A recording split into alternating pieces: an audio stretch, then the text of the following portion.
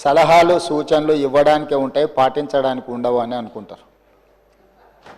ఎందుకు అని అంటే తమ దాకా వస్తే కానీ తమకు అర్థం కాదన్నట్టు నిజంగానే కక్ష సాధింపు చర్యలకు పాల్పడే ఆలోచననే ఈ రాష్ట్ర ప్రభుత్వానికి ఉండి ఉంటే ఈరోజు అక్కడ కూర్చొని అక్కడ నించొని నోటికొచ్చింది మాట్లాడే అవకాశం ఉండకపోతుండే.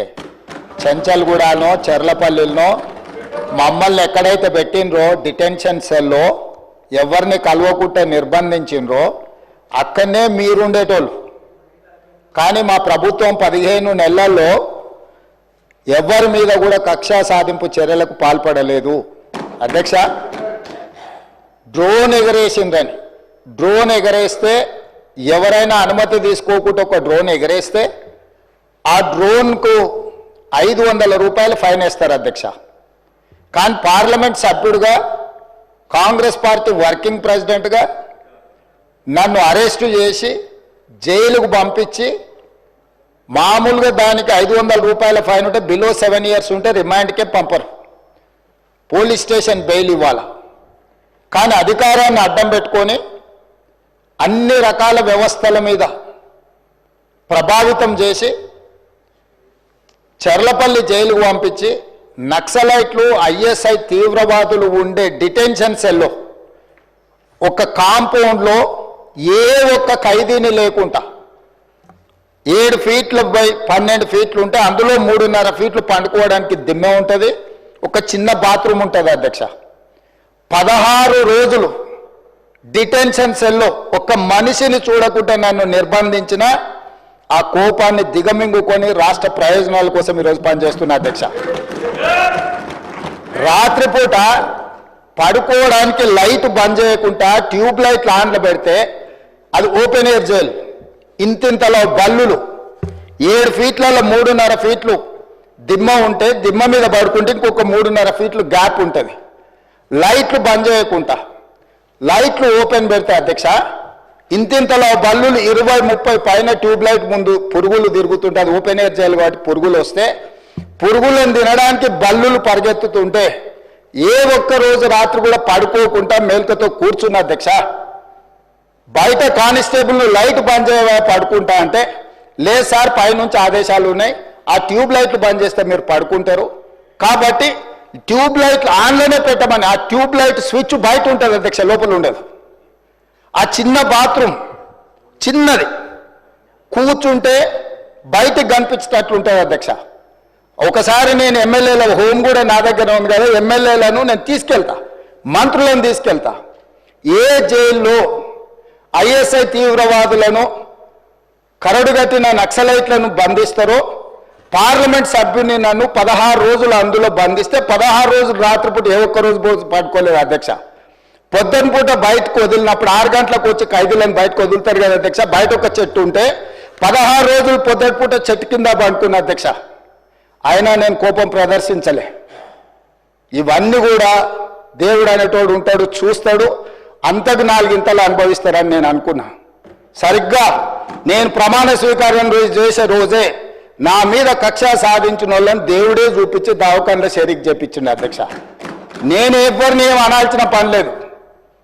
మొదటిసారి నన్ను జైల్లో ఎన్ని రోజులు పెట్టినరో వాళ్ళకి తెలుసు. నా బిడ్డ లగ్గం ఉంటే కూడా లగ్గానికి ఇంటరిం బెయిల్ 2 గంటలు పోయి లగ్గం చూడడానికి కూడా అభ్యంతరం పెట్టి ఢిల్లీ నుంచి న్యాయవాదులను తీసుకొచ్చి ఇక్కడ వాదించి ఆయన బిడ్డ లగ్గపత్రిక రాసుకోవడానికి కూడా వెళ్ళడానికి వీల్లేదు అని చెప్పి కోర్టులో వాదించిన వాదనలు అక్కడ ఉన్నాయి అధ్యక్ష. కోర్టు నాకు కండిషనల్ బెయిల్ ఇచ్చింది అధ్యక్ష. చెర్లపల్లి జైలు నుంచి ఎన్కన్వెన్షన్ ఫంక్షన్ హాల్కి పోయి నా బిడ్డ లగ్గపత్రిక రాసుకొని అక్కడ నుంచి సీదా మళ్ళీ చెర్లపల్లి జైలుకు పోయిన అధ్యక్ష. రాజకీయ కక్షా సాధింపు మీద నాదా? నా బిడ్డ లగ్గానికే పోకుంటే నన్ను అడ్డుకున్నా ఎవరికైనా అధ్యక్ష, మన పిల్లల కంటే మనకేముంటుంది అధ్యక్ష ఈ భూమి మీద? నా బిడ్డ లగ్గానికి లగ్గపత్రిక రాసుకోవడానికి కూడా అడ్డుకుంటే కూడా నేను మిమ్మల్ని ఏమనలే. నేను పార్లమెంట్ సభ్యుడిగా ఉంటే, పార్టీ వర్కింగ్ ప్రెసిడెంట్గా ఉంటే ఎవరో జర్నలిస్టు డ్రోన్ ఎగరేసి వాళ్ళ విలాసవంతమైన బంగ్లాల వివరాలు తీసుకొచ్చి నాకు అందిస్తే వాటిని పత్రికలకు విడుదల చేసిన పాపానికి నన్ను అక్రమ కేసులు పెట్టి అదే చెర్లపల్లి జైల్లో డిటెన్షన్ సెల్లో పెట్టారు అధ్యక్ష. 16 రోజులు నిద్రలేని రాత్రులు గడిపిన పార్లమెంట్ సభ్యుడిగా, పార్టీ వర్కింగ్ ప్రెసిడెంట్గా అయినా నేను కక్ష చూపించలేదు అధ్యక్ష. నిజంగానే నేను కక్ష చూపించదలుచుకుంటే మీ కుటుంబంలో ఒక్కరు కూడా బయట ఉండరు అధ్యక్ష. అందరు చెర్లపల్లినే నేను ఎలా ఎన్నికల ముందు చెప్పినట్టు మీకు డబుల్ బెడ్రూమ్ ఇల్లు మీరు పేదలకు కట్టియలే, మీ గ్యారంటీ కట్టిస్తే మీ కుటుంబానికి డబుల్ బెడ్రూమ్ ఇల్లు అని చెప్పుంటే అధ్యక్ష. ఎన్నికల హామీలు అమలు చేయలేదంటుంది కదా అధ్యక్ష.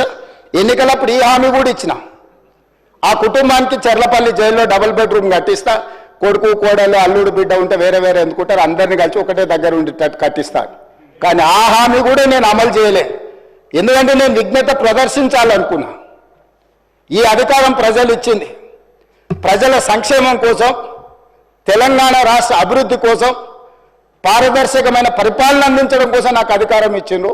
ప్రజలు ఇంత పెద్ద అధికారాన్ని, ఇంత పెద్ద బాధ్యతను ఈ వయసులో నాకు అప్పచెప్పింది నా కోపం కోసమో, లేకపోతే నన్ను నా పట్ల వాళ్ళు వ్యవహరించిన విధంగానే వాళ్ళ పట్ల నేను వ్యవహరించడానికి ప్రజలు నాకు అధికారం ఇవ్వలేదని విచక్షణను ఉపయోగించి ఈరోజు కూడా వాళ్ళ మీద ఇంతవరకు అక్రమ కేసులు పెట్టలేదు అధ్యక్ష.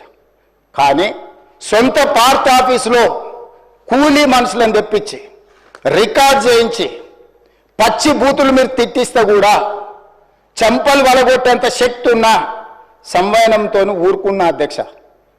ఎవరైనా బజార్లో ఏదైనా మాట్లాడితే మాట్లాడిన దాన్ని కూడా సెన్సర్ చేస్తాం. బూతులు మాట్లాడినప్పుడు ఒక బీప్ పెడతాం అధ్యక్ష, టెలికాస్ట్ చేయొద్దని.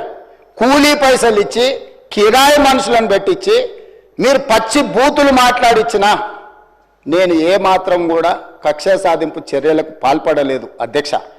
కాబట్టి ఈరోజు మేమేదో కక్షా చర్యలకు పాల్పడుతున్నట్టు, మేము కక్షా చర్యలకే పాల్పడితే ముఖ్యమంత్రికి ఉన్న విశేషమైన అధికారాలతో మీరు ఒక్కరైనా బయట ఉండేటోళ్ళా?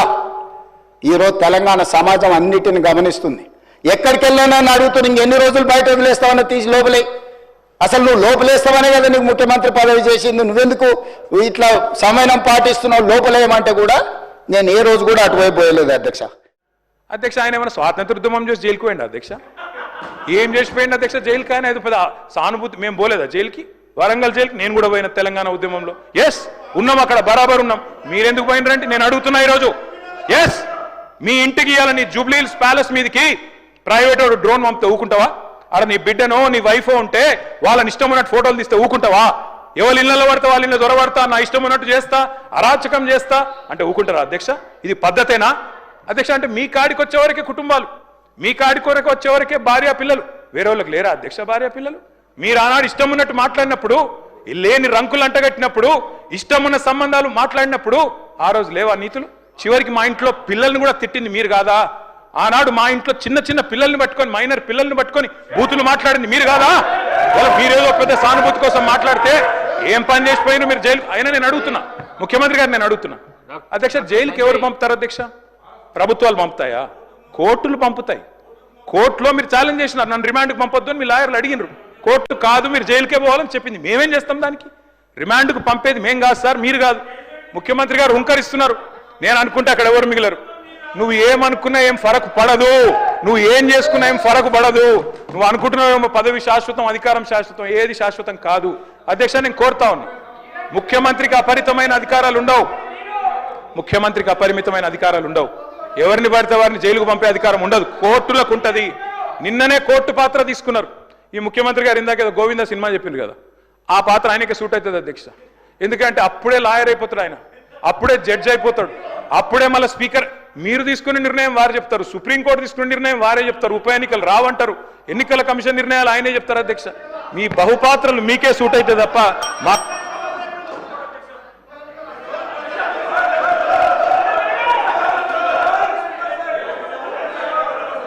సార్ స్పీకర్ సార్ మీరు చెప్పారు, ఇన్ని పేర్లు చెప్పారు ప్రాజెక్టులు. నాగార్జున సాగర్, శ్రీశైలం, మంజీరా, మొత్తం కాంగ్రెస్ కట్టిన ప్రాజెక్టుల లిస్టులు అని చెప్పారు. నేను అడుగుతా ఉన్నది, ఎస్ నిజం, ఎస్ నేను కాదనలేదు కదా బ్రదర్. 50 ఏళ్ళ అధికారం ఇచ్చినప్పుడు ఆ మాత్రం కట్టాలి కదా, కట్టకపోతే కూడా బాగుండదు కదా. కట్టిండ్రు. మరి 2014 ముందు లేవా ఇవన్నీ? 2014 ముందు వానలు పడలేదా? 2014 ముందు ఈ ప్రాజెక్టులు లేవా? మరి అప్పుడు ఎందుకు వండలేదు పంటలు? ఎందుకో కేసీఆర్ ప్రభుత్వం వచ్చినాకనే వండినాయి. ఇవాళ ఎట్లా మాట్లాడతారండి? సూర్యాపేట జిల్లాలో రేవంత్ రెడ్డి గారు, సూర్యాపేట జిల్లాలో దయచేసి మీరు వినాలి, రేవంత్ రెడ్డి గారు నేను ఒక మాట అంటాను, మీరు నేను చెన్నై మీటింగ్కి పోయినాం, అక్కడ మీరు ప్రతిపాదన పెట్టిండ్రు, పెడితే నేను మీ పార్టీని కాదు, మీరు నేను ఇక్కడ ఉప్పు నిప్పులకి కొట్లాడుకుంటాం. ఆడ పోయినాక నేను మిమ్మల్ని గౌరవించి మా ముఖ్యమంత్రి గారు చెప్పిన మాట కరెక్టు, 33% కాదు 36% ఇవ్వచ్చు అని చెప్పిన. ఎందుకంటే నాకు ఆ సంస్కారం ఉంది. హద్దులు దాటినాక, సరిహద్దులు దాటినాక నువ్వు మా ముఖ్యమంత్రి కాబట్టి నేను కాపాడాలి, నేను గౌరవించాలి, నీకు డిఫెండ్ చేయాలి, అది నా బాధ్యత. కానీ ఇక్కడికి వచ్చిన తర్వాత కూడా మీరు ముఖ్యమంత్రి పదవిలో కూర్చున్న తర్వాత కూడా గంత ఫ్రస్ట్రేషను, గని రంకెలేస్తే కుదరదు. ప్రతిపక్షాల మీద మాటలతో డైలాగులు దాడి చేస్తా, పంచ్ డైలాగులతో దాడి చేస్తా కుదరదు. పరిపాలన అంటే పంచ్ డైలాగులు కాదు. పరిపాలన అంటే ఇప్పుడు మీరు చెప్పిన కష్టాలన్నీ ఉంటాయి. పరిపాలన అంటే ఇప్పుడు మేము 2014లో మేము కూడా ఆడికి వచ్చినాడు, ఇవన్నీ కష్టాలతోనే మేము కూడా స్టార్ట్ చేసినాం. మెల్లమెల్లగా ఒక్కొక్కటి సెట్ చేసుకుంటేనే వీడి దాకా వచ్చినాం. See I wish you the best.